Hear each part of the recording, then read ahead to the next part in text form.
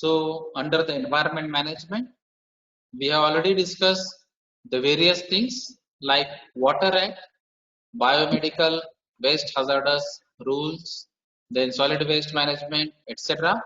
And now we are going to discuss about the Air Act. So what exactly the Air Act is? Air Prevention and Control of Pollution Act 1981. So this is the actual name of Air Act under the Environment Protection Act. So you know that under the umbrella of Environment Protection Act, there are various acts and rules, and this is one of the act, that is Air Act under the EPA. So this Air Act provide for the prevention, control and abatement of air pollution for the establishment with a view to carrying out the aforesaid purpose of boards. Now you know that boards are nothing but the Central Pollution Control Board and State Pollution Control Boards, for conferring on and assigning to such boards powers and functions relating to thereto and for matters connected therewith. So whatever the functions, whatever the powers, what are the duties, what are the responsibilities, all these things are covered under this Air Act, and it is related to the CPCB and SPCB officers or the members. So central government constitutes CPCB, Central Pollution Control Board. State government constitutes SPCB, that is State Pollution Control Board. For both water and air pollution and control of pollution act are enforced by the SPCB and CPCB. So as we have discussed in the water pollution, the similar manner these CPCB and SPCB are having the functions, their roles and responsibility for the air prevention and control. So the second section defines the definitions of some terminologies. This is one of the terminology, that is air pollutant. Air pollutant means any solid, liquid or gaseous substance including noise. So please note that in the air pollutant, noise is also included, present in the atmosphere in such concentration as may be injurious to human beings or other living creatures or plants or property or environments. So whatever the solid, liquid, gaseous substances or noise which can harm to human beings or living creatures or plants, property or environment, then it is called as air pollutants. So the pollutant which is present in air is called as air pollutant. Now air pollution means the presence in the atmosphere of any air pollutants. So it is the process where the air pollutant are present. So if the air pollutant present, it means there will be air pollution. Now control equipments means any apparatus, device, equipment or system to control the quality and manner of emission of the air pollutions. So you know what are the different air pollutants or what is the process of air pollution, how to control this air pollutant, how to control this air pollution. So to control this air pollution, some apparatus devices can be used, and that equipments are called as air pollution or control equipments. So air pollutants may be some NOx, SOx, that is sulfur derivatives, sulfur dioxide, sulfur trioxide, then nitrogen derivatives, that is called as NOx. So NO, NO2, NO3, etc. That may be some water moisture, that may be some ozone molecules also. Then some well-known air pollutants are carbon monoxide, carbon dioxide, because we are knowing that carbon dioxide percentage is near about 50% in the overall air pollutions. So each and everyone knowing about that CO2 and their effects, and some CFC, that chlorofluorocarbons. So some chlorofluorocarbons are also the air pollutants. So these are some of the examples of these air pollutants. And to control this air pollutant, we have to use some equipments, and that equipments are called as control equipments, right? So we may use some scrubber systems, that is maybe called as absorber systems. We can use some neutralizer, we can use some chemical treatments, we can use some cyclone separator, dust separator, electrostatic separator, etc. So all these units or equipments are called as control equipment in the Air Act.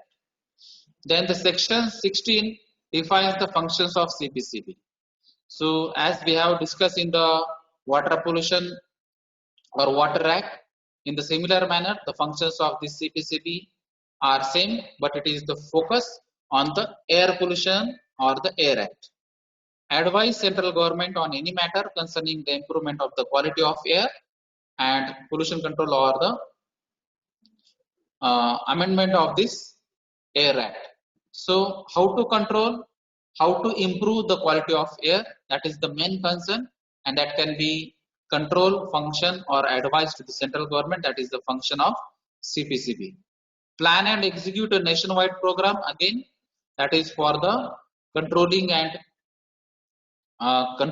preventing the air pollution. So for preventing and controlling this air pollution, nationwide program should be there. We have to execute this nationwide program, and that is guided by the CPCB. Provide technical assistance and guidance to SPCB. So in case if the problem is not getting solved, if some financial assistance is required, if some technical assistance is required, then all these technical assistance and guidelines can be given by the CPCB to the SPCB.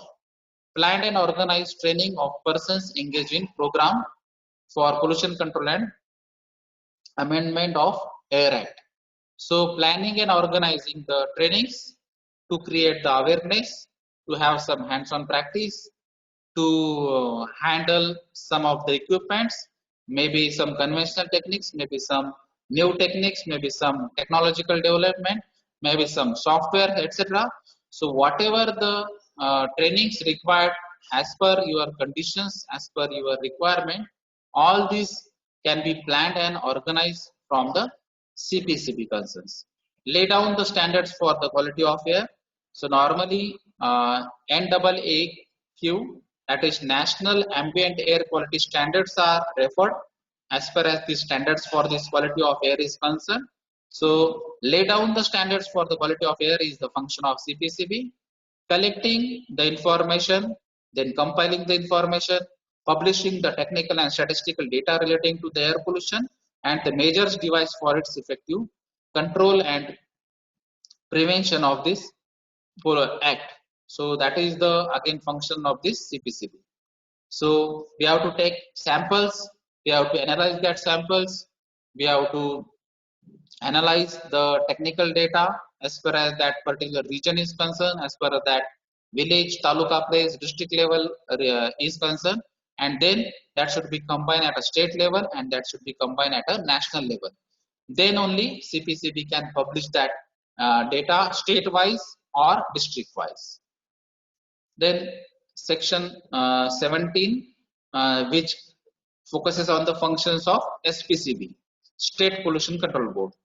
So it can advise state government on any matter concerning the air prevention and control techniques.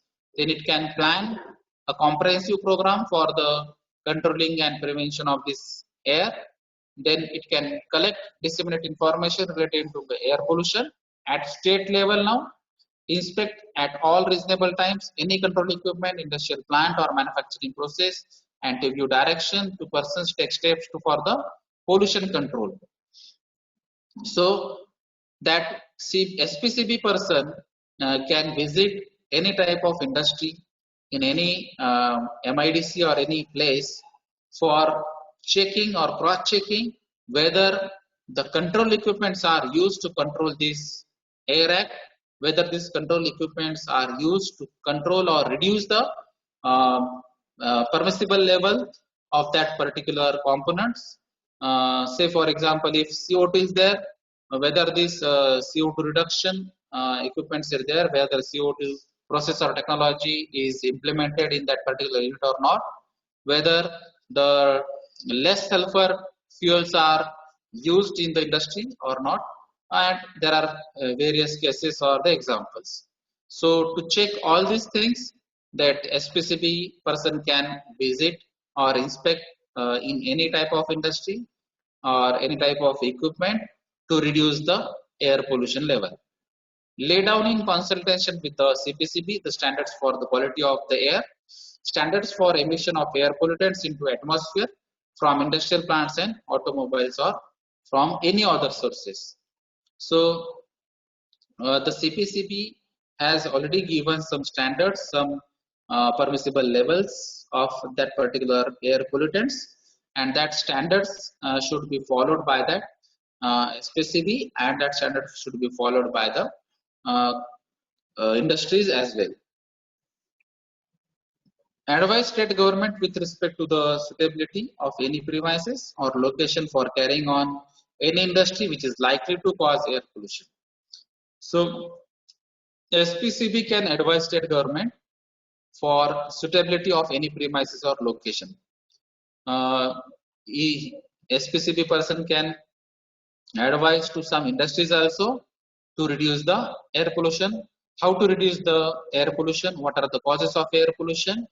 And if the location can be changed, if the equipment can be changed, if the process can be changed, if the fuels or some chemicals can be replaced or substituted by other eco-friendly chemicals or eco-friendly method, eco-friendly processes, then that air pollution can be reduced. So these advices can be given by the SPCB to the state government as well as to the industry directly. Then section 18 focuses on the powers to give directions. So CPCB shall be bound by such direction in writing as the central government may be, and SPCB shall be bound by such directions in writing as the CPCB or state government may give. So there are some directives given by the CPCB as well as by the SPCB, and that concerned board have to follow these directions. Then section 19 is related to the power to declare air pollution control area like water pollution control area. So we have to focus this air pollution control area, and we have to give some restrictions to that particular air pollution control area to reduce that air pollution with reference to that permissible levels. So to avoid the increase in the air pollution in that particular APCA, that is air pollution control area, some state government guidelines or some central pollution control government guidelines can be given. Some directives also can be given. The state government, after consultation with SPCB, may declare any area within the state air pollution control area. State government, after consultation with SPCB, may alter APCA by way of extension or reduction or declare new APCA by merging one or more areas. State government, after consultation with SPCB, may prohibit use of any fuel, because generally the government or SPCB is focusing on the fuel which produces the more pollutants other than the approved fuel in APCA may likely to cause air pollution. Say for example, if you are using boiler, you are using furnace, and in that furnace you are burning the coal or the oil. So you can replace this coal or oil with some eco-friendly products as a fuel, and in this way you can reduce the air pollution also, right? State government, after consultation with SPCB, direct that no appliance other than an approved appliance should be used in the premises situated in APCA. So some appliances can be used to reduce the air pollution also. So some scrubber system, some primary and secondary chambers for the complete combustion process, some double stage converter that may reduce the type of pollutant like CO2 or type of pollutant like SO or NO. So that should be converted into complete combustion products like CO2, SO2 or SO3, NO2 or NO3 likewise. Then section 20 focuses on the power to give instruction for ensuring standards for emission from automobiles. So normally if you observe that most of the air pollution comes from the automobile sector, and that is why this specific section is included in the Air Act with a view to ensuring that the standards for emission of air pollutants from the automobiles laid down by SPCB are compiled with the state government shall give such instruction to the in charge of the registration of motor vehicle under the Motor Vehicle Act 1939. So it is connected with the Motor Vehicle Act, and due to this Motor Vehicle Act and Central Motor Vehicle Rule, nowadays Bharat Stage 6 is implemented, and due to this, because the government is focusing on the reducing the air pollutants. How to reduce these air pollutants? So we have to stringent the norms of Air Act as well as with the of the Motor Vehicle Act. So with reference to that Motor Vehicle Act, nowadays Bharat Stage BS6 is implemented, and in that Bharat Stage 6, that the limits of that components which can be observed in the air pollution are becoming stringent and stringent day by day, and so the automobile sector faces the problem how to how to substitute this fuel component as eco-friendly components, and that is why nowadays many industries are focusing on the electrical vehicles, then solar based vehicles, then some of the vehicles are using less sulfur, low sulfur fuels. Some are the automobile industries are focusing on the CNG, LPG, hydrogen as a fuel instead of petrol, diesel, and kerosene. Because in the fossil fuels also, high quality fuels are white petrol and petrol. And if you are using some gaseous fuels, and that is like compressed natural gas or liquefied petroleum gas, then it can produce less uh, air pollutants as compared to the liquid or the solid fuels. So the automobile sector also have to rethink about the fuels used, whatever the technology can be used in that particular uh, equipment or the vehicle, and to reduce this air pollution, central government is focusing on this changes in the Motor Vehicle Act. Then section 21, restrictions on use of certain industrial plants. That is nothing but the consent. So for industrial, some of the industrial plants, there are some restrictions. No person shall, without the previous consent of the SPCB, establish or operate any industrial plant in an APCA, provided that a person operating any industrial plant in APCA for which no consent was necessary prior to such commencement shall apply for the consent within 3 months. So in the APCA area, you are not allowed to operate or establish any type of industry or a plant.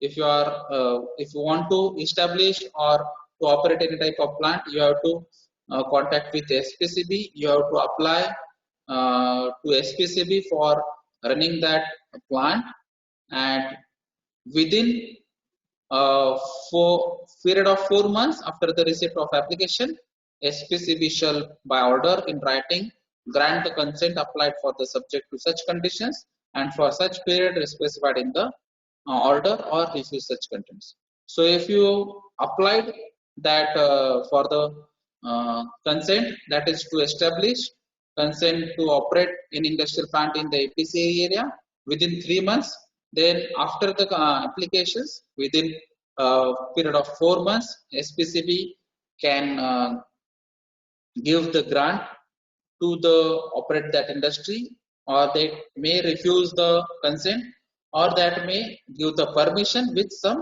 conditions and with some such period. Every person to whom consent has been granted shall comply with following conditions. Control equipments of such specification as the SPCB approves shall be installed and operated in the premises of the industry. Right? So some specific equipment, some controlling equipment is necessary or mandatory or essential as per as this industrial operation is concerned.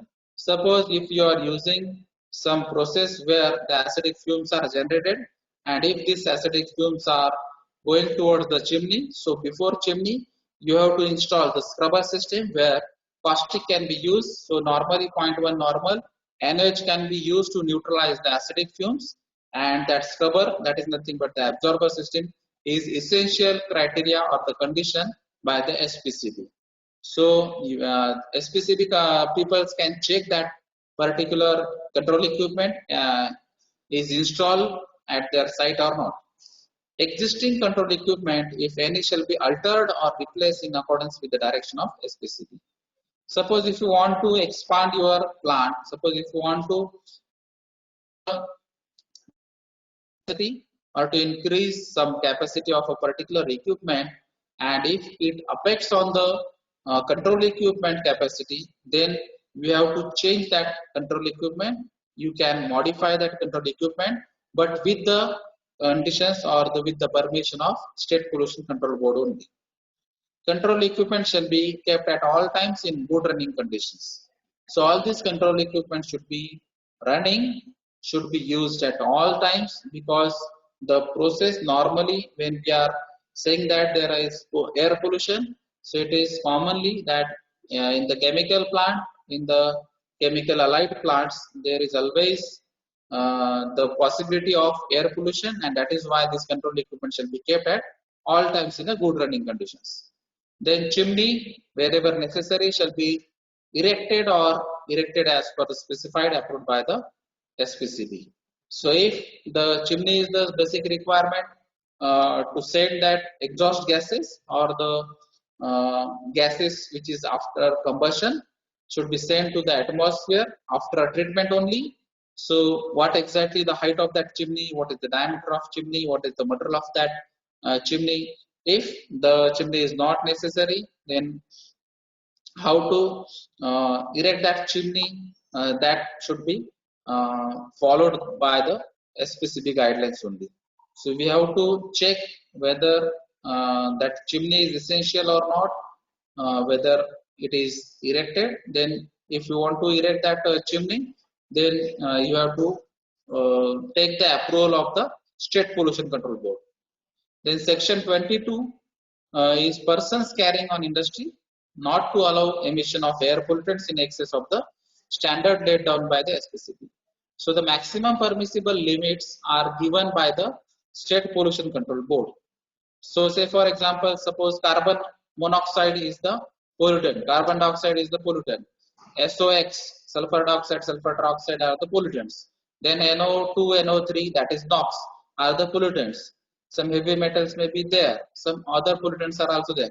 So all these types of pollutants are listed down in the standards with their permissible limits, that may be in terms of ppm, parts per million, or in terms of mg per meter cubes, milligram per meter cubes. So we have to follow that standards, that is maximum permissible limit, that is MPL, but it is called as, and it is with reference to the SPCB norms. No person operating any industrial plant in APCA shall discharge or cause or permit to be discharged the emission of air pollutant in excess of the standard laid down by the SPCB. So no one can operate your plant if the permissible limits is exceed.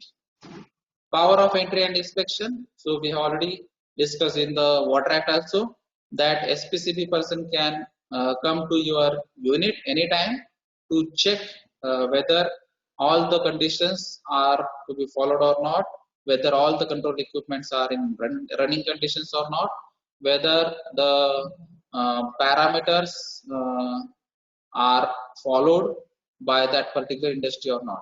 So that may be testing purpose, that may be examination purpose, that may be record purpose, that may be document cross check purpose, whatever it may be. So SPCB persons are having the powers to check or to inspect any type of industry, any type of equipments. Then section 25, it is power to obtain information. So SPCB or other officers empowered may call for any information. So that information may be for the particular parameter, for the particular limits, that may be for the particular equipment, that may be for the boiler, that may be for the chimney, that may be for the incineration chamber, that may be for monitoring equipments, that may be for the audit purpose, that may be for the other purposes. So whatever the information they want to know, that power is there for the SPCB person, that they can ask to any officer or the concerned person from the unit or the factory. Section 26, power to take samples of air or emissions. So we already discussed in the Water Act. In the similar way, you can take the samples of air or the emission from any point, from any location. That may be working environment, that may be storage area, that may be your building, that may be any point from the premises or outside the premises also. So the SPCB persons are having the power to take the samples anytime. Then 28 section, state air laboratories.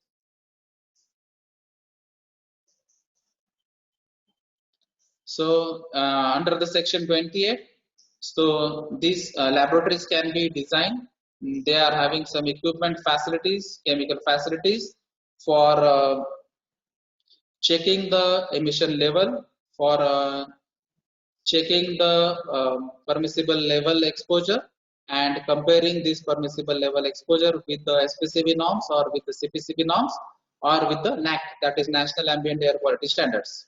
So state government can establish one or more state air laboratories or specify one or more laboratories or institute as state air laboratories. So that may be the facility provided by the state government, that may be provided by the central government.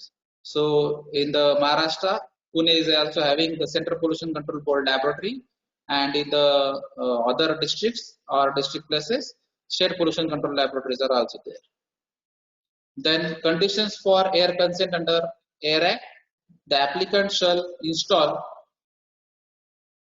a comprehensive control system consisting of control equipment as warranted with reference to generation of emissions, and operate and maintain the same continuously so as to achieve the level of pollutants to the standards, control equipment, standards for emission of air pollutants, fuel pattern, erection of chimney of required specification, etc. So we have to follow all these standards for controlling this control equipment, some standards for the emissions, fuel pattern, erection of chimney, etc. The applicant shall provide ports in the chimney and facilities such as ladder, platform, etc. for monitoring the air emissions. Then the industry shall take adequate measures for control of noise levels from its own sources within the premises so as to maintain ambient air quality standards, which is already mentioned, NAQ, in respect of noise to less than specified. So nowadays this noise level is restricted to the 85 decibels instead of 90 decibels. The industry should not cause any nuisance in surrounding area. The industry should monitor stack emissions and ambient air quality regularly. Thank you. So I think that from this presentation you can have the idea what exactly the Air Pollution Act is, how to control and prevent the air pollution, what are the functions of this Central Pollution, Maharashtra Pollution or State Pollution Control Board, and you can have the ideas that different parameters are involved under this Air Pollution Act. Thank you.